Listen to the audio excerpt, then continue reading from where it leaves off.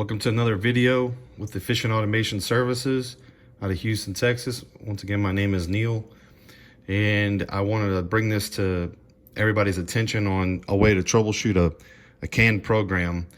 I know what the issue is because I've already troubleshot it, but what I wanted to do was show you guys how to kind of do some backwards movement on it, so that way you can find out what may be going on. So with this program, it's set up for an RTU. We added a few little things so that way they can see condenser fan status and compressor status. But here in the Venom config, the issue we were having was the call for heat and cooling would never rotate. So there was nothing there to tell it that it was ready for heating and cooling. Even though the set points were showing active, everything else was, the heating, cooling PIDs were working. So we went into debug mode, and then I'm going to give it a second for it to all load up. Then I'm going to go here right quick. Go into points. So as you can see, I did some overrides for temporary. We have an occupied cool, heating, discharge air temp. We have the monitor folder, which has most of the points. I just did this to show you guys a few things that are going on. So here in the program, here's everything live, showing what's going on. We have an outdoor air temp of 70 degrees. We have a space temp, effective mode. See this effective temp mode is showing 255. So, and right here, here's our heating PID showing negative 200. Our cooling PID is at 200, which is showing that it's not calling for heat, but it is calling for cooling. But then if you go here, the heat and cool call are not there, which also in turns, because of the fact that we have the fan set up to cycle based on temperature and not to be consistent, that's why it's not swapping back and forth, which also affects the effective set point. But here's this effective temp mode, which is what tells everything to swap between heating and cooling. So we go here, here's this effective temp mode. So what I did was I backtracked it to see what is going on. So you right click, go to link, here it is right here, follow it back. It's going to this effective temp mode. It's going here to where it's showing this negative 255. I mean, it's 225.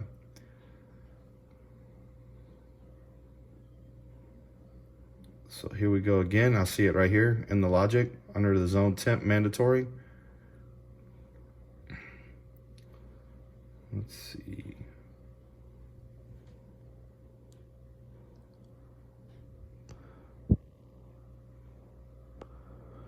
Here it is, this right here, this HVAC mode.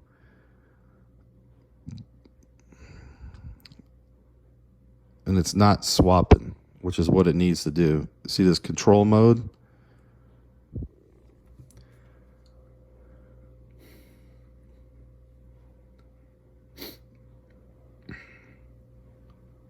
Which here's the system switch.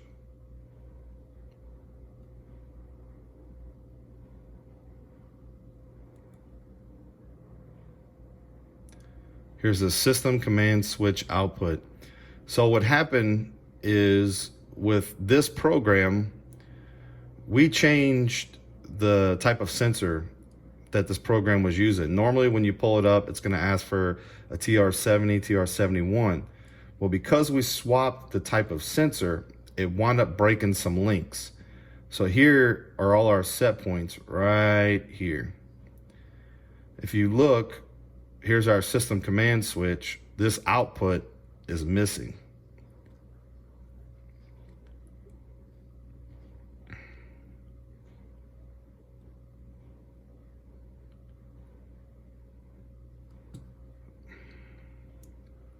Let's go here because it's the one I have fixed.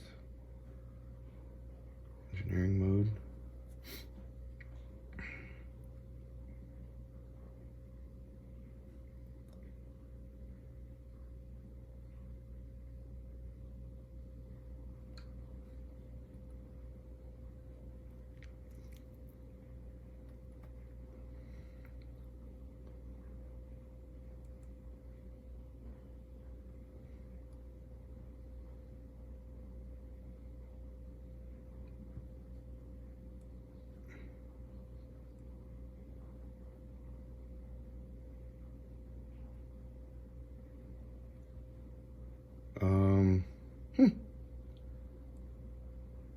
that's weird. Let's do, oh, I'm in debug mode. I'm so sorry. So I need to take it off of debug mode because you can't make any changes while it's live in debug. So now here we go. We fixed our connection. Now that we fixed our connection, we'll go back to normal mode. Give it a chance. It's validating. But what I wanted to show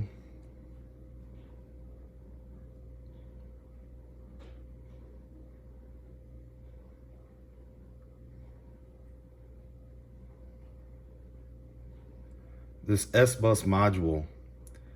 So what we had done was when we changed this from the TR70s and went to a TR40, it broke a bunch of links. So what I would always recommend doing is when you go into doing anything like this, is to look over the program first to make sure that when you do make a change, you know what might be missing. Or what you can do is you can actually go back into the original program after you've done made the change and look for what could be missing. And for instance, with this one, I followed it all the way back and I kept going to this, but I didn't know what it was being linked to. So I went into the original program and found that this output through the pass-through was not linked properly. So RTU 7, download is ready. So we're gonna go to Spider download. Always full download. I always recommend never do the parameter only download. And then just for future, we're gonna start doing the actual recording on our screens, so that way the picture quality is a little better. If there's any questions that are out there, graphic wise, programming, logic, if you're trying to do something, anything out of the ordinary, please comment in the section below. Link and please like and follow. It's the only way for us to grow this. We're really trying to do this to help out the guys that are out there that are doing this on a daily basis. Also give end users, people that are looking for looking for systems for their buildings, to give them some insight. One of the reasons I love Honeywell so much is, I'm gonna go back to normal mode right quick on here. One of the reasons I like the Honeywell version versus FX or Distech, Siemens Talon, all these other guys, I could do all my programming right here at Workbench and don't need another tool. I don't need a laptop to go carry around, to go plug into the controller individually. I can do all my logic, all my downloading, anything right here in the workstation itself. Also, just to kind of get on a quick little deal on, like I'll talk about basically on every video, what's the benefit of an open system versus a proprietary system? Well, the difference between the two is with the proprietary system, obviously there's one or two contractors and that's it. Where with the open system, there's multiple contractors.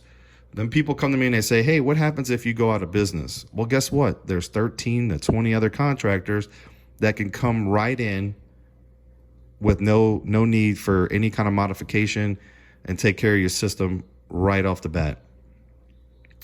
All they need is username and passwords, and that's it. We can rock and roll and do whatever you need to help out. So I just wanted to kind of give you guys a quick little rundown. I was trying to make this one kind of quick. So here's a kind of a site map that we've done. Here's the controllers that we're replacing right now. I'm going to be linking everything into the graphic here pretty soon. But that's another topic that we're going to start getting on, is building graphics. There's a million different ways to do it. It's just trying to find what the end user wants and suiting it to their needs. What we do is we always build a base outline for a particular customer. We say, hey, what is it you guys want? How do you want it to see? How do you want to make it overcomplicated? Do you need just basics? And we tailor it to those different needs. The one thing I will say is always listen to the customer. At the end of the day, this is their system. We don't own it. We don't own no rights to it. If anybody ever tells you they own the rights to it, they're lying. I mean, you pay all this money, it's your system. But we like to make it to what they like, and that's in the story. We have some really cool graphics that we throw in there, but like I said, at the end of the day, it's still all about the customer and what they're looking for, things along those nature. So for instance, these are just some BACnet communicating stats. This is what they wanted. They wanted it real basic and simple. Here's our heating and cooling zone set points. A lot of times what we do is we'll actually, instead of doing the hover over, we'll do this in a light blue. So that way they know that any set points are a light blue. And then when we're doing occupancy, things like that, commands, will let it highlight green.